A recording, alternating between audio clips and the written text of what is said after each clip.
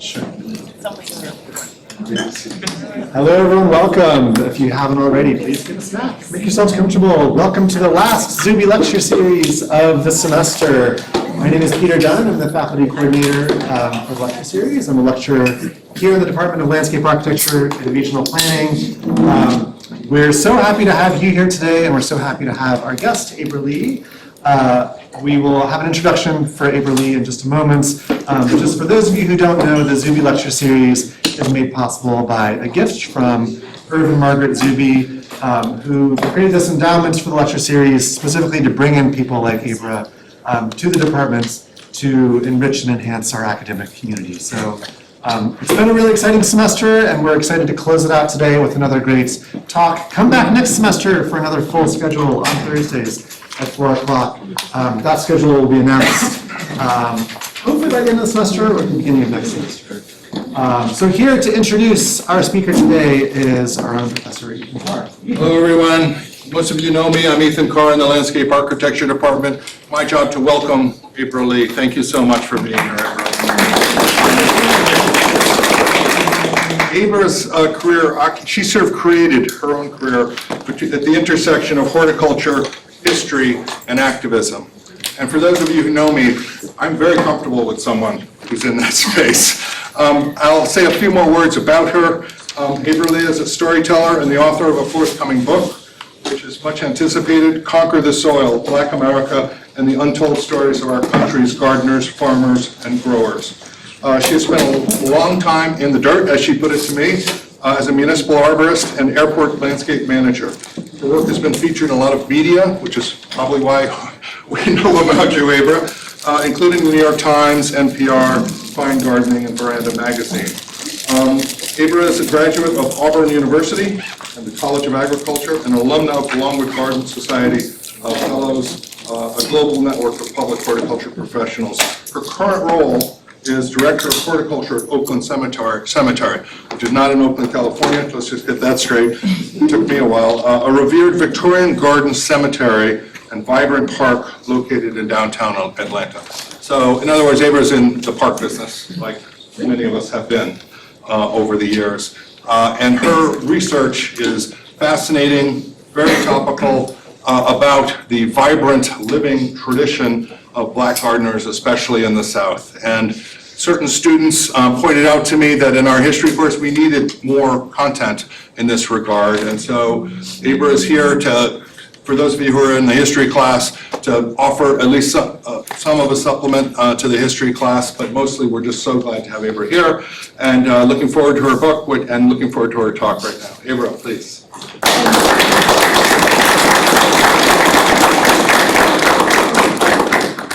Thank y'all so much for having me here today. And I wanted to just go over even just the title, the influencers. My garden influence started and horticulture influence started, like many people in the country, dirt road country.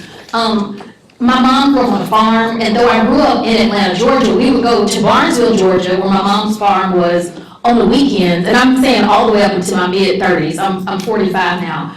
And with that, I go to Auburn not necessarily intending to be a horticulture student at all. I just kept changing majors and got into horticulture. But I remember going back to the farm one day, and my Aunt Lois was there, my Aunt Nita, and they were calling their roses, not even their roses, they were calling something some bushes, some plants. I said, oh, it's a shrub. And my mom just was like, no, like these women grew up on a farm, they're in their 80s, you're never gonna out horticulture or agriculture them. And it just showed me the influence of the elders with gardening.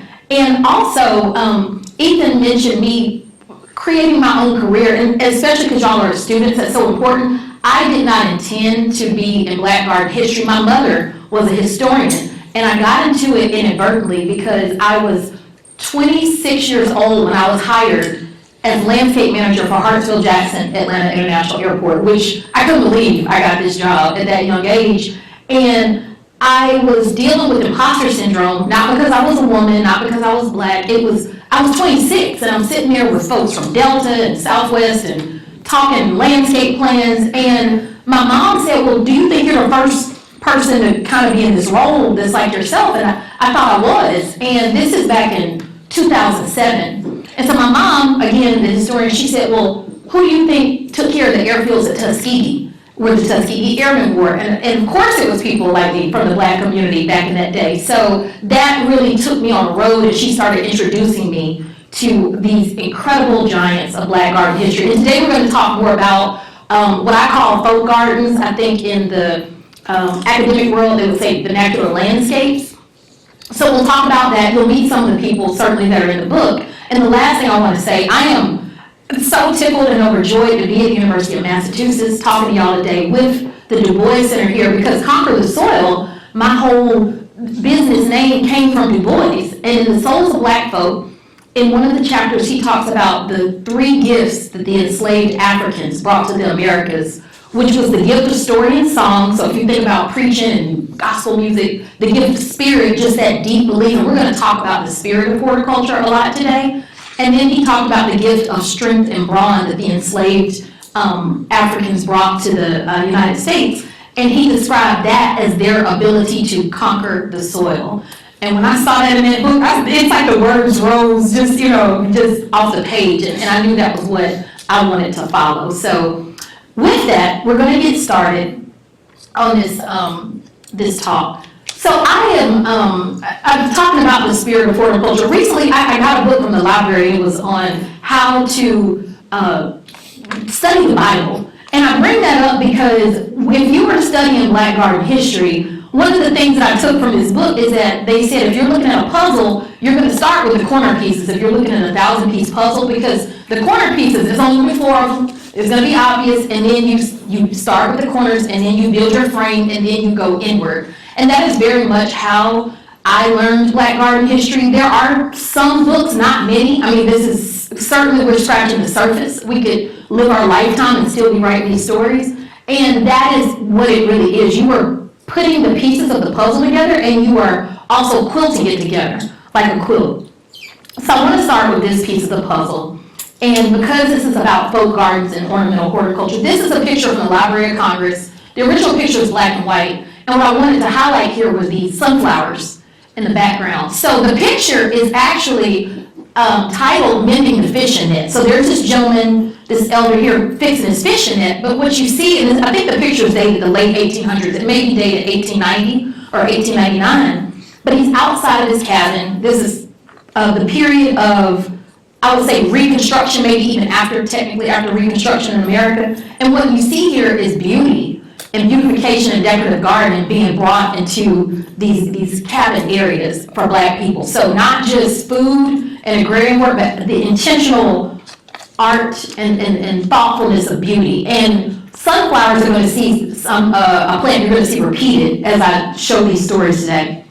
So we're building a puzzle for how this yard art even started. This is another one. This is a postcard of and I'm okay saying this, I'm comfortable saying this, I'm a Black woman from the South. I'm using the word Negro in historical context. So when you hear me say it today, when I'm reading from it, it is because it was used in the body of work that I'm using. But this is an old postcard, and I don't mean to trigger anyone by saying that word, but it does say a typical Negro home, obviously the word for Black or African American back then. But what I want to point out is, you see same log cabin, wood cabin, but also these pots, these containers, these gardens. And so there's no, secret that land has been removed from Black communities for centuries. And these pots allow you to take your garden with you, your landscape with you. It allows you to take your culture with you. It allows you to take your story with you. So you do see the element of pots and moving pots around. And I think even in the home I grew up in, I live in my childhood home, and my mama would grow all kind of plants in pots. And by all kind of plants, she grew peanuts in these big, large pots and would give them to us to eat. So don't ever let somebody tell you what you can't grow in a pot. But that's something that is also not, it's a very distinct element to these Black gardens. So piecing it together, and I don't want to just tell my words tonight, you're going to definitely hear me read the words of other people. This gentleman on your left, this is a gentleman named William Lear Hunt, Billy Hunt. He's a horticulturist out of North Carolina. And in the 1940s, he's being interviewed by a paper. And when referencing the Black Gardens, he wanted to talk about the flowers he had seen. And he was specifically talking about Mississippi, the state of Mississippi. And this is what Billy Hunt said to the reporter. When the war was over and old homes were buried or deserted, their gardens were ruined. But the former slaves had taken cuttings and roots that had come originally from England and the continent, from old Spain for instance, and planted them in their little plots. They have some magnificent rare flowers. And the flower that you see here is I believe it's called a George IV. I was about to say a Charles IV, George IV rose. And it was believed to be gone forever, but it was found in an old black cemetery in Statesburg, South Carolina. So a few things there with Billy Hunt. I think about one time I was at the New York Botanic Garden, and I was on a panel, and a woman named Leah Penniman was there. She is incredible. She wrote the book Farmer Wild Black. She has another book, and she talked about one of her friends saying that the land is not the criminal, but it's the scene of the crime. And that really helped me to understand these formerly enslaved people. The South's on fire, the Civil War has happened. The Union soldiers have occupied this land of these plantation owners, but the formerly enslaved people go back to these gardens to get their heirloom roses, to get their camellias, to get their seeds, to collect these cuttings. So two things can be true, the complexity and the horror of slavery, and also I'm going back for my plants. That's my beauty. Those things belong to me, and bringing them back to their cabins. And thank God they did because of the preservation. And I also want to point out the picture here to help illustrate for you. This is a picture also from the Library of Congress. This is a woman named Aunt Phoebe who was formerly enslaved at the Magnolia Plantation in Charleston, South Carolina. Magnolia Gardens and Plantation, still there today. And after the Civil War, the Drayton family, who still owns the gardens, they brought the formerly enslaved people back and hired them on as tour guides. And I say that in air quotes because a woman like Miss Phoebe here, who's dressed in a service uniform, and this calls to the imagery of Mammy or Angel Mama, or I think Butterfly McQueen, or Hattie McDaniel in Gone with the Wind. And we're doing a disservice to so many people by not recognizing them as naturalists and plant experts and people that really understand land and nature because of the uniform that they're wearing. And back to what I started off with, my mom talking about understanding the knowledge and intellectualism of those little old ladies, my aunts and aunties in Barnesville, Georgia, where they're living in these places and they're growing up, but yet people want to hear from me because I have the privilege of a horticulture degree. So we just have to really acknowledge and rethink who subject matter experts are. It's not just a one size fit all. So we want to honor people like Ms. Phoebe here who had a huge plant knowledge. And also, I want to point out something very specific to Black landscape. She has a broom in her hand, and this is about the swept yard. And I think about my Aunt Lois out there literally sweeping her yard, sweeping this dirt. The chickens would come by from the chicken coop. There was a smokehouse behind us, and she would just be out there sweeping out the chicken tracks, making patterns, just a very graceful pattern. And the swept yard is very much an element of these folk gardens and these Black landscapes. So, the roots of this all brings us back to the cemetery. So now we're filling in the corners of our puzzle. And this is an illustration, and unfortunately I cannot remember where it came from, but it was and is an illustration of a cemetery burial ground that was in a Black community back in the day, way back in the day. And with this are a few things I want y'all to know, that this is about the spirit's ability to still connect with the living. And that's why you see all of these, what they call experienced objects in this picture. So with that, you see this broken pot, and I remember seeing these things in Barnesville, not in the cemetery, but on the family farm, but in the yard, in the garden. So you see this broken pot, you see these bottles, you see there's water jugs, and this is all rooted back to West Africa and the ability to communicate and how you would communicate with the ancestors. And what I mean by experienced objects, I remember my Aunt Lois, and I probably should have put a picture here, she had this big old washed up full of flowers. So it's also about, this was a wash tub that had been used on her farm. I'm not sure by who, but it was something that a loved one had used. So they continue to live on through these landscapes. So certainly not a landscape of waste or anything. And you would also see things like, and what I'll show you in the next picture, a clock at the time of death when it stops. And this is one from South Carolina, where these are white seashells around this burial ground. So I also want to point out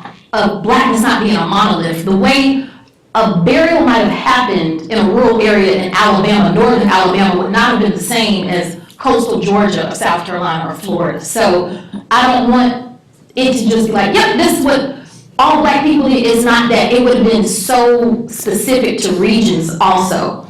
And with this, you see pipes, you see clocks, you see the seashells, and the symbolism, I want to point that out to you as well. So the symbolism, the white seashells symbolize immortality, and the water allowed human spirits to stay afloat after death. And so that is why you would see the water jugs, things like that, in these artifacts of burial. So this is what we start seeing become part of yard art in landscapes.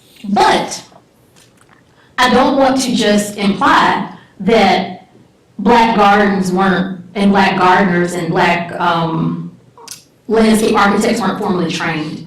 So I bring in this woman here who was a classmate of Dr. W.E.B. Du Bois. This woman that is in the red circle here is Margaret Murray Washington. She's the third wife of Booker T. Washington, and she was the president of the women's school at Tuskegee. So Tuskegee being famous, not just because Booker T. Washington is the president, but because he is the first black president of a historically black college and university. And he is very much a person that is pushing for industrial education, meaning the type of intellectualism that exists when you are working with your hands, engineering, gardening, sewing, cooking, any of that. And with this, Margaret Murray Washington and Booker T. Washington in 1899 go on a trip to Europe. And with this trip, they go to England. And what they visit, one of the many places they visit is a place called Swanley Horticultural College. And it is an all-women's agricultural college at the time. It has a new name now, I can't remember, but it's still in existence.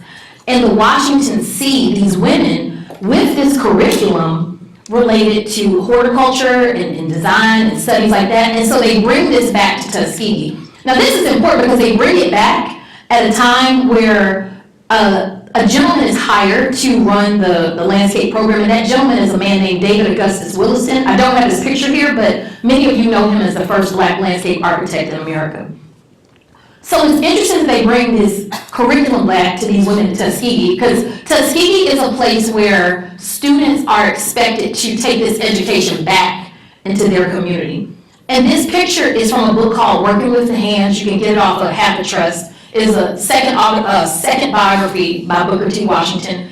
And it is titled Outdoor Work for Women. So though we don't know these women's names, and we can't really see their faces, what we do know is what they were learning. And this was a 3-semester long course. And I'm just going to share with you all a few of the courses that they were taking. So propagation by layers, cutting, division. They took entomology. They took harmony of color, form and size of flowers. And one that always is so intriguing to me, and it has Williston's name written all over it, the laying out of private and public grounds, roads, parks, walks, and streets. So I am not implying that these women were landscape architects. What I am implying is that they certainly were studying that type of curriculum, and these are the grandmas and the sisters and the friends and the aunties that bring this knowledge back into the community. So there is a high level of intellectual education applied to this at places like Tuskegee at a very early time, and focused with black women in these courses, which is incredible. So on to Du Bois. Of course I had to show this picture. I'm at the University of Massachusetts, so why not? So this is a picture from, if you go upstairs in the Du Bois Center, they talk about in 1900 and him collecting pictures for the Paris exhibition. And this is the exhibition in Paris, France, where he is displaying black life in the United States. So, of course, we know Du Bois is one of the fathers of the civil rights movement. And this gentleman is deeply, deeply ingrained in gardening and trees and looking for landscape architects to work on projects for him. And this is one of the pictures, and I am not sure, it's from the Library of Congress. I am not sure if Du Bois took it or Thomas Askew, who happens to be buried in Oakland Cemetery where I work, a Black photographer, took it. But this is the home of C.C. Dotts in Knoxville, Tennessee, who was a dentist. But what I want to show here is that this is a pretty, I know it's a grainy picture, it's much better online, but this is a rather formal laid out landscape. You can see the elephant ears. I do have a pointer here. Here we go. You can see things like the elephant ears. Maybe it doesn't show so well here, but these are hanging baskets. This is a fruit tree. So this is very formally laid out. My favorite part of the picture, I always tell people, is this man just hanging out the window, so eager to be in it. But if you look through photos from Du Bois, I used to think, was he capturing Black life? But you start realizing he is capturing gardens. Many times he's capturing trees, he's capturing climbers, vines, whatever you want to call them, on people's porches and things like that. So that is a whole, there could easily right now be 20 books written about Du Bois and the relationship to nature. So if you want to switch careers, start there. Students is what I would say. Because I certainly know that a lot of people like myself would love to hear your thoughts on that. So I just want to show many different sides of Black landscape in the South at the time, including, this is obviously I don't know if I want to say wealthy, but certainly an elite Black family in Knoxville at the time.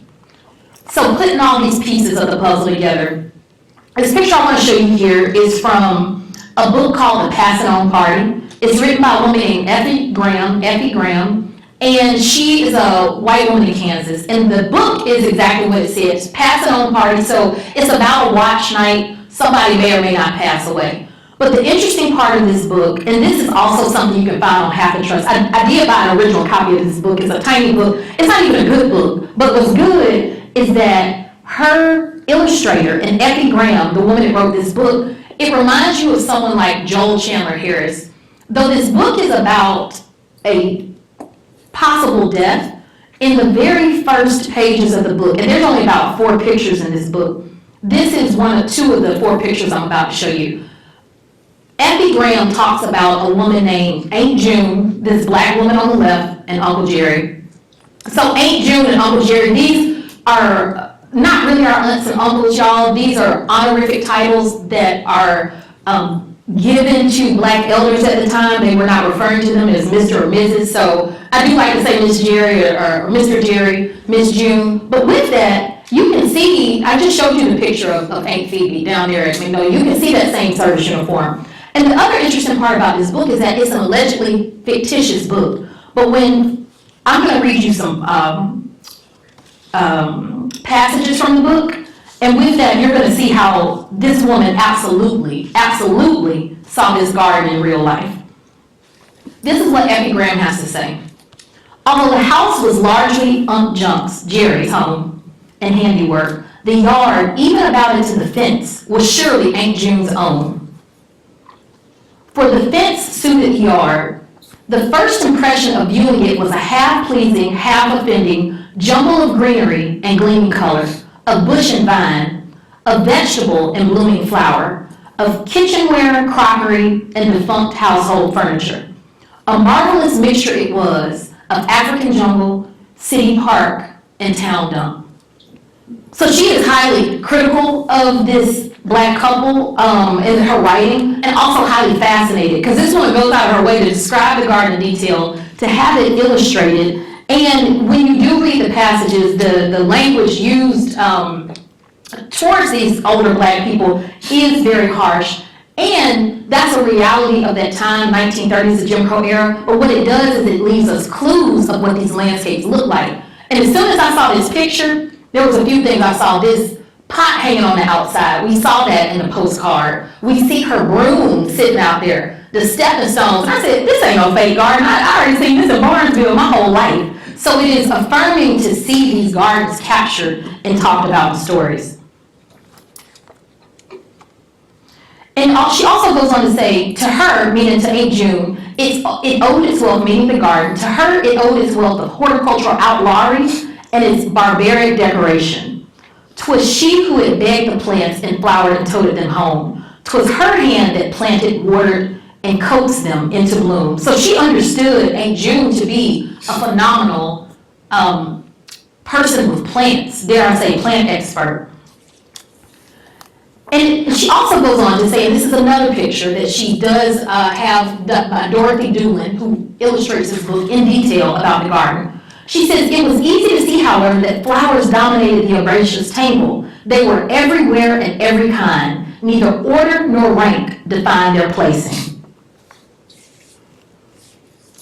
And we can see here, she's got cabbages, she's got irises, she's got some type of low-growing, I don't know, annual or perennial plant. If you go on to read the story, they describe this I use the word opportunistic fence back here, maybe some type of yucca plant. The jugs are in the garden, so it is a really beautiful, fascinating garden for Effie Graham.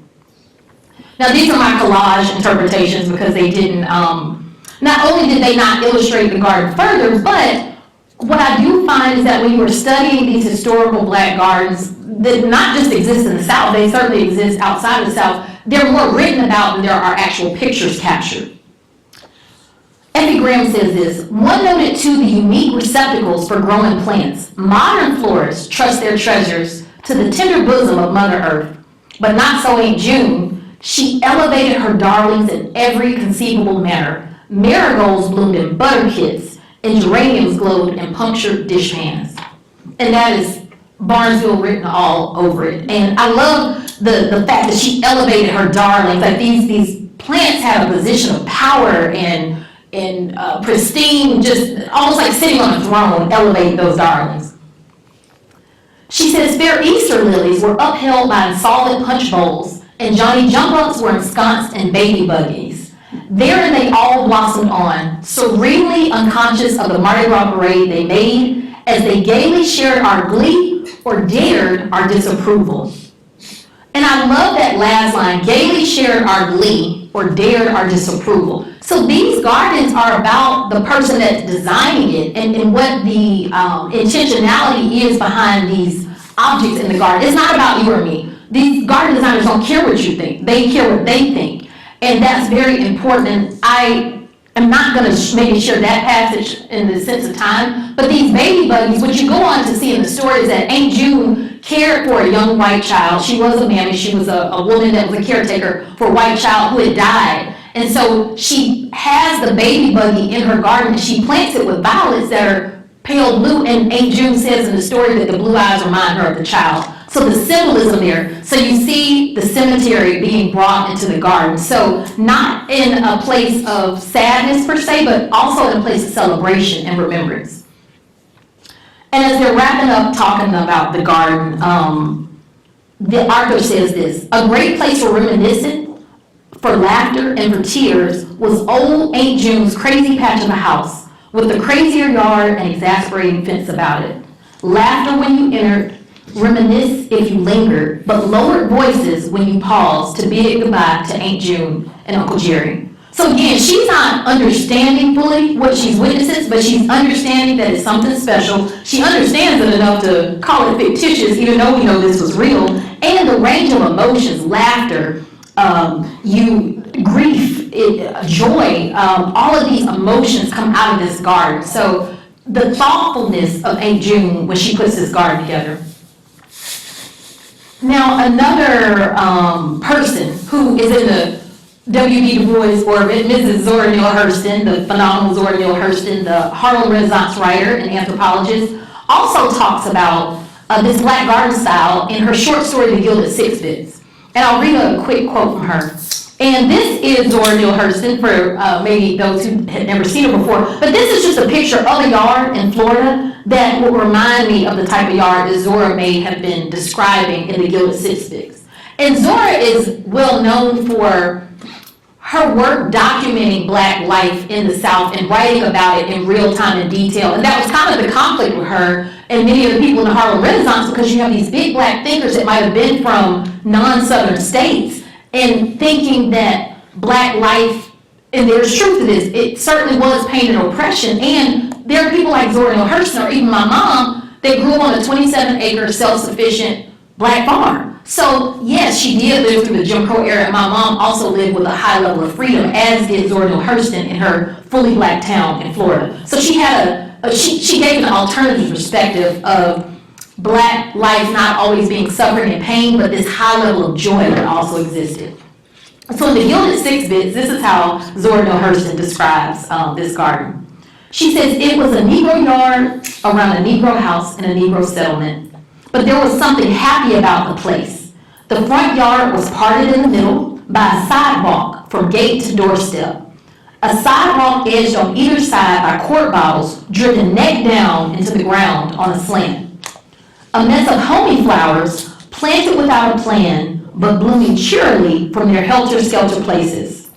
Yard raked so that the strokes of the rake would make a pattern. So we start seeing these elements over and over and over, and we know that this is something super distinct to these communities. And also the idea of organized chaos, these blooming flowers that are blooming cheerily in helter-skelter places. That was a Moses yard that I saw. The flowers were all over the place, the colors were all over the place, and they all made much sense. Very bright, vibrant colors of flowers, almost in disarray, but also very organized at the same time. And it's very interesting too. I want y'all to see the contrast of how Effie Graham wrote about it in Crazy African Jungle in a Town Dump versus Zora Neale Hurston, who is cheerily and it's helter-skelter and it's all over the place, but we love it. So just describing a garden from within the community versus outside of that community at that time. So another woman who wrote about black gardens is a woman named Lena Williams. This is why it's so important. These archives and preserving these letters, and why Du Bois is so important to me. This next garden I'm going to describe for you was a garden Lena Williams writes about in the Crisis magazine. She writes it for essentially the children's pages, so not quite children, but for preteens. So this next passage I'm reading for you was written for super young people, like middle schoolers. What's interesting is that Lena Williams writes this, and she realizes that it gets published in the Crisis, and she's thrilled, but what they do is that they forget to credit her. And so she writes Du Bois a letter and says, you know, you didn't credit me, essentially. I'm paraphrasing. And he writes her back and says, you're right, we apologize, we'll credit you in the next issue. They never did, but we have to piece together these things in the puzzle, because I thought this was written by a woman named Effie Newsom, who I'll introduce you to, who was the editor of those pages, but it wasn't so. Lena Williams actually writes this, and we know that because of the archival work at the University of Massachusetts. So the title of this essay is called Garden Glory. I want to start with a few passages from it.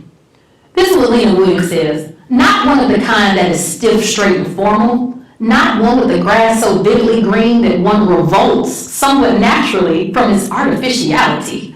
But one of the type who are so rapidly disappearing, called old-fashioned grandmamas.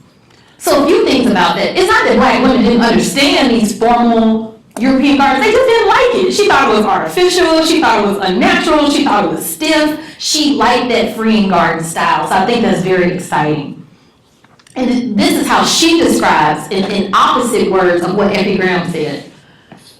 Lena Williams says, this almost chaotic, irregular, and jumbled grandmother's garden was a patch of Mother Earth pushed out of sight in a corner by a dilapidated, whitewashed, pale fence. It set itself up in a triangular form, which added all the more to its strikingness. So the fence that you saw in Aunt June's garden, this is what Lena Williams is essentially describing, but describing it in such a more joyful and exciting way. And also, back to what perhaps Lena, well, not perhaps, she definitely thought, but I think many others would have agreed with from her community, looking at that formal garden is maybe deceptive. Like, who has that kind of time and money to even do a garden like that? So the shallowness of that as well. So again, not whether you like it or dislike it or hate it, I just want you to be informed about it. She says this, crowded and huddled back against the crude fence in stately rows were many-colored hollyhocks, tall and dignified. Grandmama had a kink for variety in her garden. For every other bloom against the fence was a sunflower and a hollyhock, the former bold in their yellow and brown. So we see a repetition of sunflowers and the wheel, and we think about the ring dance by many Black communities and coastal areas on Georgia, South Carolina. So the circle shape becomes important in these gardens. Lena Williams says this, but Grandmama knew flowers, and so something had to be there with plenty of rich color and less height to balance these two tall sisters of the garden. The tall sisters being the sunflowers and the hollyhock. She says, then came some happy marigolds who bloom and bloom and bloom and then bloom some more. Some flags of ladylike iris rushed up to mingle their purple, white, and delicate yellow with this nearby gold. The strong pointed leaves of the iris gave a unique background to this setting. Grandmama planted some bleeding hearts with deep rosy red and pink candy hearts on tall, graceful wand-like stems. Something that vied with the early return of robin redbreast, the somber blackbird, and the sprightly blue jay. Life and new life and life again were Grandmama's reward for having planted a disorderly, unsymmetrical, erratic, old-fashioned garden. So with that, I also want y'all to take, that is such a beautifully written essay, and I took excerpts from it. That's not even the whole essay. It's a short essay, but it's a rich one. But it's almost like food writing to me, where it's so exciting. Landscape writing can hit or miss. It really can. And I just want you all to free yourselves that you can just inject that level of energy that Lena Williams did in the 1930s. So a few things about that. Again, back to the garden being about the inhabitant. I own this garden. This is about me, not the observer. You're a guest in my house. So the power that comes with that. Everything isn't about for us to look with from the outside. We can have our thoughts, but critique isn't always relevant or even warranted. The rural peace of a country garden, and it's the simplicity that comes with that, and then also the power and sophistication versus the power and sophistication of that formal garden that really Lena Williams, she revolted from that. She didn't like it at all.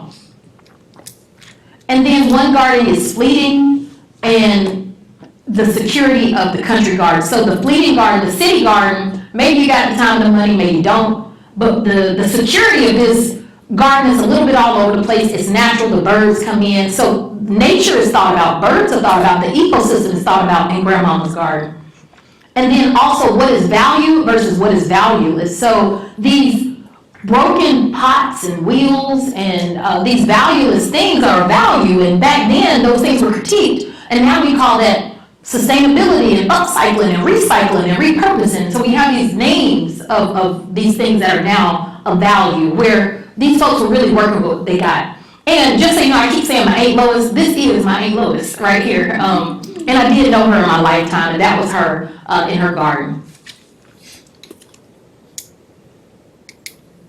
So I want to go on to a gentleman who is one of my favorite horticultural heroes. This is a man named Dr. H. Hamilton Williams, Dr. Harold Hamilton Williams. He is a native of Roanoke, Virginia. He attends Hampton University, studies horticulture there, and gets his master's and PhD in horticulture from Cornell University. So with that, what's special about him, he's a huge part of the garden work in Virginia, specifically with the Negro Garden Clubs of Virginia, and their start in 1930s. But also, he is the first academic that understands and sees that these Black gardens are different, and there's something special, and he decides to write his thesis on that. And this is one of the passages from that thesis. He says, practically every Negro home in the South especially has some ornamental plant growing about it. An herb may be carefully nursed in a tin can, or a clump of flowers cultivated in a flower bed outlined by a discarded automobile tire. So that wheel shape. And he's noticing these things. He does a 10,000-mile survey across the southern states. So Alabama, Tennessee, Georgia, North Carolina, South Carolina is where he does the survey. And he studies these landscapes for over about 2 years. Now, he's also trained at Cornell, and he's also formally trained, so he is critical of these gardens, but he also notices something very distinct about them. And I am not throwing Dr. Williams under the bus as being critical of the gardens, it just may not have been the style that he was fond of. But I also want to acknowledge him having formal training at an Ivy League school, so that can influence your landscape as well. No different than me being critical of my aunts, how dare I, going back to their land, their ancestral home, correcting them on the technical term between a bush versus a shrub. So that is something I do want to acknowledge, just our level of education where classism can come to play when we're critiquing things. So what he is referring to are these unwritten rules and traditions that naturally occur in gardens. And it's interesting because now when I see bottle trees and white edges, if I don't see an elder there, and maybe it's a younger person, maybe in their 50s doing it, a lot of times they're just repeating what their grandmama or what they saw the elder do. They're not even knowing why it happened. But at the time of Dr. Williams, in his lifetime, he understood what was going on. He also understood that this was still the folk knowledge and the ancestral knowledge of the elders laying that to the garden. So his thesis, I'll read it for those that may be fuzzy, a suggested plan and procedure for a study of landscaping in Negro communities of the southeastern United States. So with that, one of Dr. Williams' colleagues was a gentleman named Asa Sims, who was also a professor at Hampton University. Asa Sims being probably most famous for being one of the 4 founders. I mentioned the Negro Garden Club of Virginia. He's one of the 4 founders of that. So Asa Sims, a educator named P.J. Chesson, Purvis J. Chesson. There was a educator named Dr. William Cooper, and then Ethel Early Clark, who was the only woman and the first president of those garden clubs, which started in April of 1932 and ran into active work up into the early 2000s. So this is Asa Sims, and he is a gentleman who arrives at Hampton to study art, but his student job is to work in the greenhouse, and he quickly realizes that he doesn't need paintbrushes to create his pictures. He can plant his pictures, and so he just dedicates his life to gardening. And he's also a very spiritual man. So this is a picture of him from the Southern Workman. This is I would say bulletins maybe from Hampton University. So HBCUs being really rich if you want to study this history. And he is teaching in a rural class in Enfield, North Carolina at the Brick School. So he's teaching a group of people from the ages of 18 to 70, about a group of 20, a mostly woman class, and he is teaching landscape in a 2-week course when this reporter comes to join the class and study. And this is what the reporter says, another expert. He is as intelligent as he is enthusiastic, as inspiring and as informing as he is talkative, and as inspiring as he is gracious.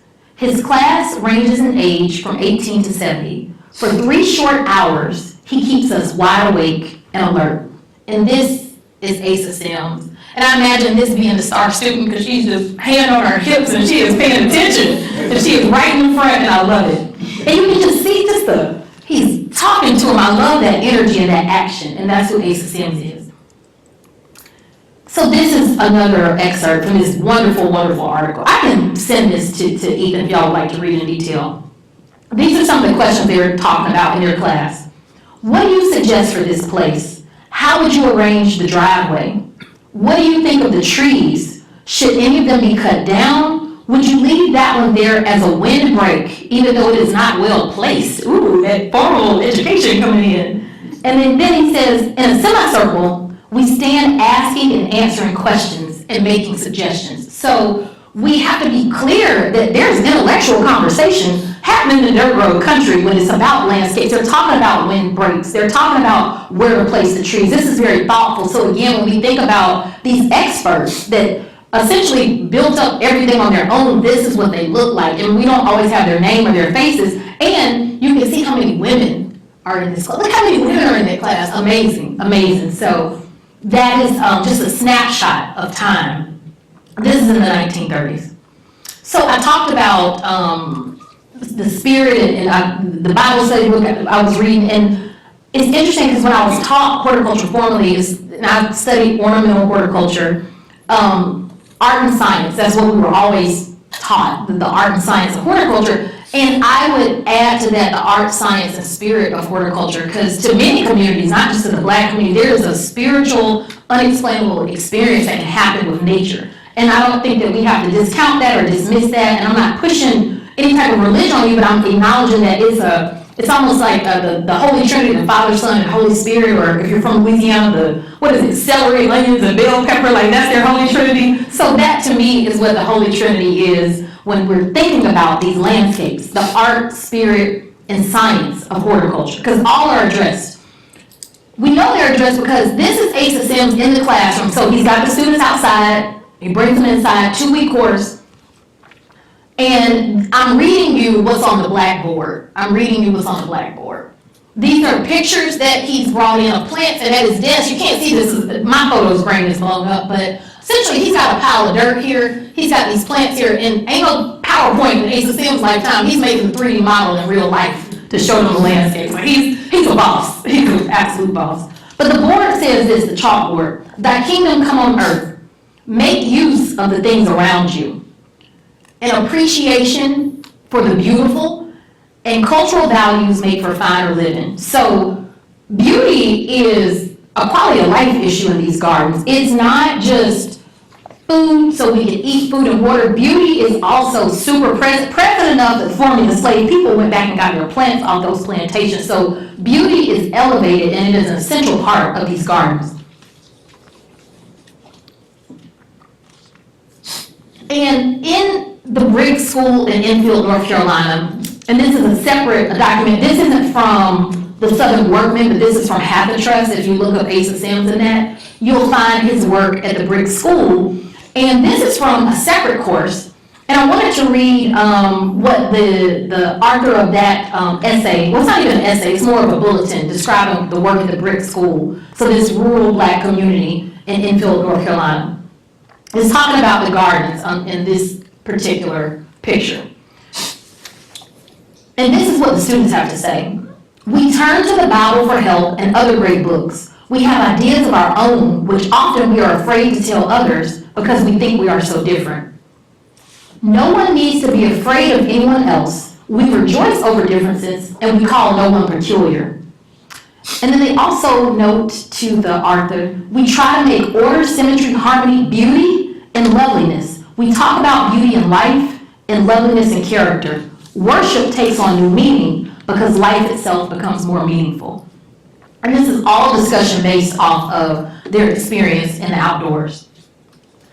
And I'm going to quickly go through these two people because I'm conscious of the time and I want to stop at 5. I know y'all got places to be. We got to, get you out of here on time. This is a woman named Bessie Weaver who was considered the first Black florist west of the Mississippi from Kansas City, Missouri. And I wanted to point this out for a few reasons. We rarely get to see the work of these Black women in floriculture, but they weren't going to the big box store back in the day to purchase their flowers and plants to do their gardens. They were going to people like her, to Bessie Weaver, who not just grew her own plants, but had a floral design and a design school in Kansas City, Missouri. So I just wanted to show her. We could talk about her for an hour, but I'll move on. And I wanted to show another example. This is a woman named Annie Mae Van Reed out of Darlington, South Carolina. She owned a 5-acre nursery and greenhouse, and her plants and seeds she literally ran a garden center is what she ran. And her plants were sold all the way up to Boston, Massachusetts. So she certainly had a real nursery business going for her plants to go up and down the East Coast. And this is her 1940 Ford floral delivery truck, which I think is amazing. So I bring up these florists because it's not about a florist that we think about today with the cut flowers. These are people with actual farms growing their plants, and people are coming to purchase plants from them. So this being completely self-sufficiency within that community, even throughout how the design is implemented. And then I want to describe one more article. This is from House Beautiful. Well, I guess I have one more after this, after the news. But this is from House Beautiful. And this was written by a woman named Martha Fisher. This is from May of 1933. And she is describing some Black gardens that she sees in the South. Martha Fisher says, across the railroad tracks in the regions of strong rhythms, these regions are notably upheld by the gardens that surround the cabins of the garden lover. And we saw the cabins earlier. Across the railroad tracks, she was on the Black side of town is where she was. She says, in them, sunshine yellow and tobacco brown of sunflowers are juxtaposed with excellent, if unconscious effect, to the faded pink of bouncing bed. The searing orange of marigolds burned simultaneously against the bludgeoning purple of clematis or the murky red of coxcomb. So that color chaos that she's witnessed, the sunflowers, the bright red, the oranges, these aren't these muted, softer European colors. These are bold and loud and fun, just like you would think when I think of the beautiful colors that are used in braids and black hair and nails and just cars, like that's what you're expressing, the same type of energy and excitement in these colors and boldness in these gardens. She says the feathery green of the yaupon droops on a background of the splayed bronze fans of the castor bean leaves. Descendants of the aristocratic flower denizens of the garden of the big house rub branches with the utilitarian tomato plant or creepers of the yam, which no doubt found their way into this humble blue in the shapes of seeds and cuttings carried from the scene of the day's labor in the basket that is the inseparable appendage of every black arm in domestic service. So these are black folks working in domestic jobs, working in the big house, bringing these plant cuttings back into their own garden to these cabins on the other side of the railroad tracks. And we're just imagining this mix of tomatoes and yaupons and castor beans. I'm not saying go plant tobacco in your garden, but I'm just painting a picture for you all. And she talks about the aristocratic denizens. Those would be the heirloom plants. But she goes on to say, yet the planting, interesting as it is not the apex of achievement in this garden. Is there any other type of garden in which broken glass and china play a leading role? It is to them what the central fountain or main group of statuary is to the landscape artist's formal garden scheme. Every one of the numerous round, rectangular, or heart-shaped beds in this garden is bordered by handleless white teacups. The garden under discussion seems to be fast disappearing from the American scene. If we wish to have a look at it, we must look quickly. There is beauty in these gardens. And Martha Fisher uses words to describe black people that aren't kind in this article. And this is the only illustration from this article. I'm telling you that because if you go back and read it, I want to own, I don't want you to feel triggered. Just know that it's there. But they do take the point to illustrate these handleless white teacups, these experienced objects that she's seeing in real time. So just the fascination with these gardens and the fact that House Beautiful is still in print. It may not be in print, but it's still a digital magazine. So these are important gardens to capture. And I want to end with the story of Effie Newsom. Now, this is a picture of Ann Spencer. Many of y'all are familiar with her. The Ann Spencer Gardening Museum in Lynchburg, Virginia. And y'all think about a wonderful person to come talk. It's Shawn Spencer Hester, who is Ann Spencer's granddaughter, who remembers her grandmother. Ann Spencer didn't pass away until the end of the 1970s. So Shawn Spencer Hester remembers her grandmother up into her teenage years. And this is a woman from the Harlem Renaissance who has a beautiful, beautiful garden in Lynchburg, Virginia. And in 1927, she writes this letter to W.B. Du Bois. These are some excerpts. She says, and I need to give context here, Ann Spencer was a librarian and a writer of the Harlem Renaissance and also a great gardener. She says, but why for the sake of little Negro children don't you have Effie Lee Newsom put some of her lovely stories, bits of charming information, in verse into slender books for our grade children? I work here in the library and know at firsthand the dearth of such material. Many places they be used as textbooks. No one can be taught preciousness and beauty after his maturity. And she also says in the letter, take a tip, there's money in it. So she is telling Du Bois, W.B. Du Bois, if for nothing, do this for the money. So what she is a fangirl of this woman here, a woman named Effie Lee Newsom, who was the editor for the children's pages of the Crisis magazine. This is the woman that I thought originally wrote the essay by Lena Williams, but she didn't. She was the editor of that. Du Bois has hired Effie Lee Newsom to write for this magazine because he is fascinated with her work and how she's able to speak to children through nature. In the 1940s, she eventually releases this book. It's called Gladiola Garden. It has been reprinted now. I brought this up here to show y'all. This is my prized possession. This is an original copy. Maybe it's a second edition. It's from the 1940s. But what's so beautiful about this book, Effie Lee Newsom writes it. I'll read one of her poems. She have a woman named Lois Maitland Jones from Boston Illustrated. She's a black woman who started the art department at Howard University, the HBCU, and she's buried on Martha's Vineyard. And it is published by what's called the Associated Press.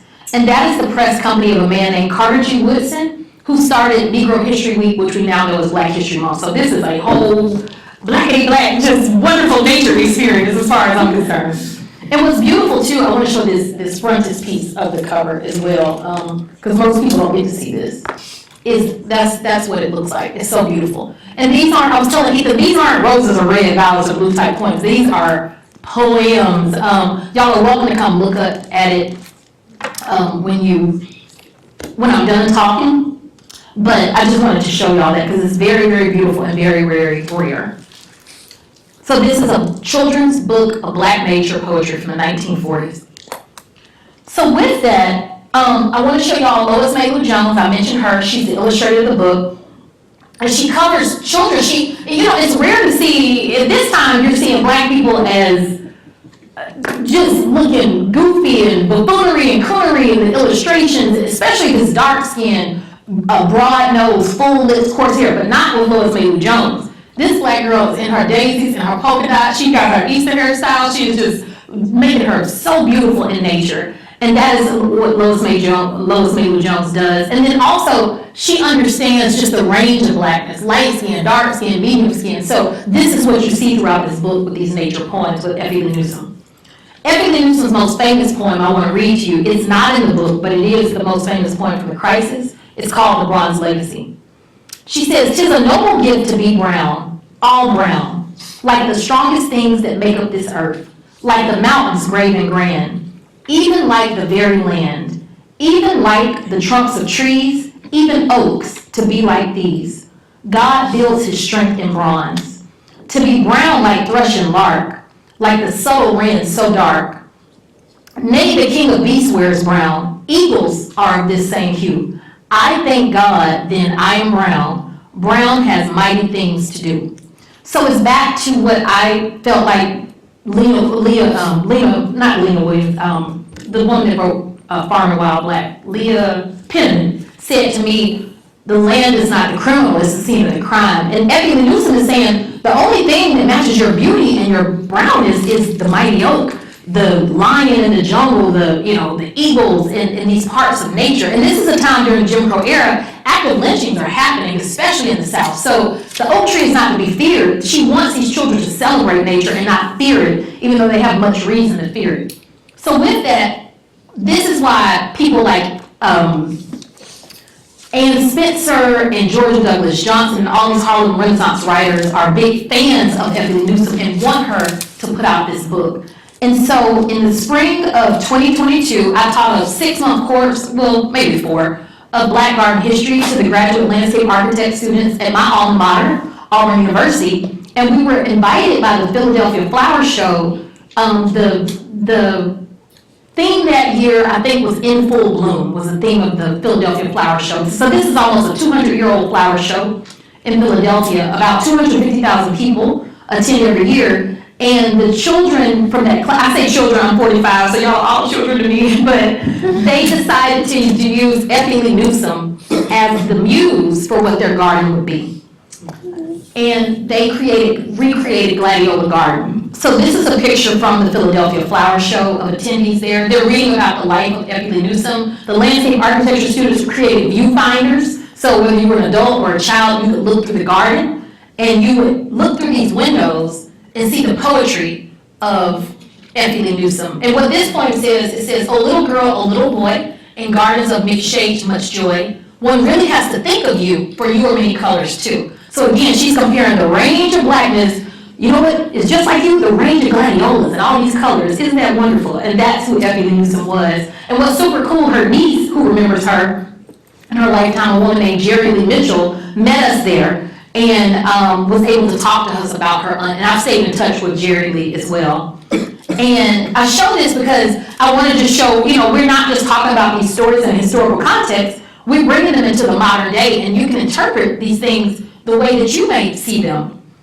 And the students, this is 3 of the students that were in that class, Alex, Taylor, and Trey, they won 5 awards including a gold medal for their work there. And we ran up there like a game show, like The Price is Right. We were so happy to win this award in front of all these people and all these accomplished just designers in their career, but using Ebony Newsom as the muse in that story and showing how Black garden history relates to American history and relates to world garden history, because it really is that. So with that, I know I'm throwing a fire hose at y'all, but I hope that y'all can see how exciting this is and how this is certainly a discipline that we're just scratching the surface on this work. And I just want to thank you for having me here. You're welcome to stay in touch with me if you would like to email me or call me. I can give you my number. And just thank y'all for inviting me here. It's such an honor. Thank you so much.